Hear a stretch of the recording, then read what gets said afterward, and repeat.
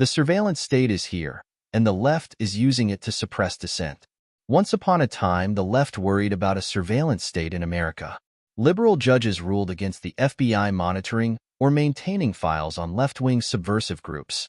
But now, after these same subversive groups have taken control of the media and the intelligence agencies, a Democratic congressman, in charge of the House Permanent Select Committee on Intelligence, is monitoring conservatives and, evidently, maintaining files on them. We might summarize what has happened since 2016 in the following way. The Democratic Party, in pursuit of power and political advantage, has weaponized U.S. intelligence and the House Intelligence Committee to spy on a conservative president, a conservative congressman, Nunes, journalist, and even to log the private phone calls of the president's lawyer, Rudy Giuliani. This we learned from reading the Schiff report, see previous blog post. The arrogance of the report is only matched by its hypocrisy. The report ignores the principles of law used, in decades past, to neuter the counterintelligence functions of the FBI and CIA. Now the Democrats, who once loathed counterintelligence, move to reinstate it with a vengeance. Only now the counterintelligence function will bear down on the opponents and critics of the left. There can be no question, as of this moment, that the left is employing a strategy of intimidation. It openly uses the technical surveillance capabilities of the state to threaten conservatives, to allege secret crimes and conspiracies arising from the Republican side of the aisle, to allege collusion with hostile foreign powers, to attempt entrapment, to portray legal activities as illegal. Every Republican politician has been warned.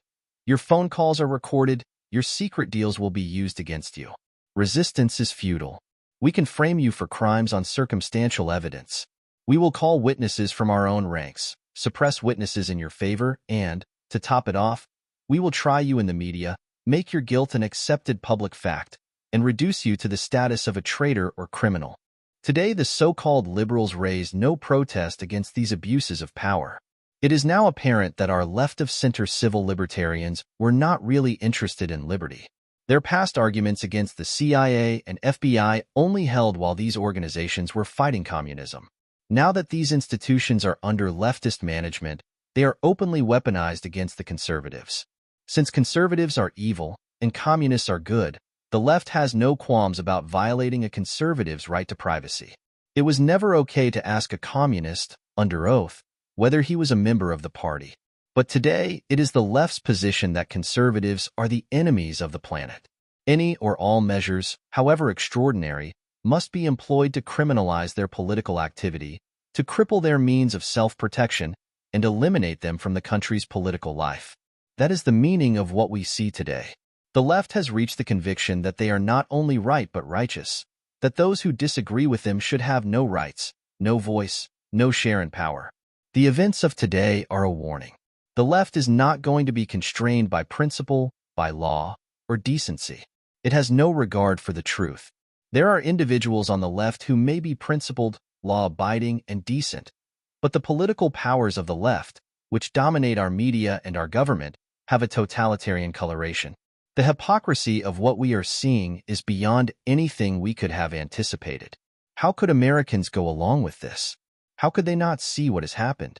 Whatever party you think you belong to, it's time to open your eyes. The enemy is inside the gate. The totalitarian countries, under the leadership of Russia and China, are building their forces for the coming war. The threads of external danger are woven together with threads of internal subversion. Though it does not appear likely to the casual observer, all these threads belong to communism, an ideology which has shape-shifted, taking up various disguises, yet its revolutionary core remains the same. This serves to explain the totalitarian essence of the left's practices, narratives, and aspirations. The U.S. surveillance state and its operatives, now under the left, can only be understood if we view the whole process underway, in the growing fleets and armies of Russia and China, in the sly questioning of America's role in Europe, in Beijing's warnings to Australia, and the media's unwillingness to address the sudden reappearance of a renewed communist bloc, with many new member states around the globe.